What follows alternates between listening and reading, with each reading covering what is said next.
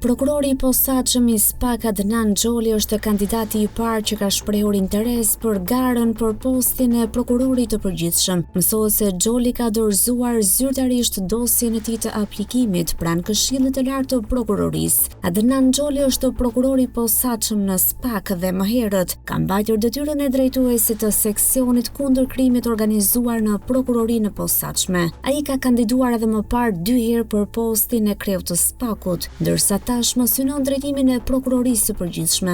Afati për dorëzimin e kandidaturave për postin e prokurorit të përgjithshëm përfundon me 1 gusht. Deri atëherë pritet të paraqiten edhe kandidatë të tjerë. Më pas, deri më 14 gusht, KLP-t do të verifikojnë se kandidatët plotësojnë kushtet ligjore. Sipas ligjit, KLP i propozon kuvendit 3 kandidat, ndërsa prokurori i ri i përgjithshëm zgjidhet nga parlamenti për një mandat 7 vjeçar. Mandati i prokurorit të përgjithshëm Olsian Çela përfundon në muajin dhjetor.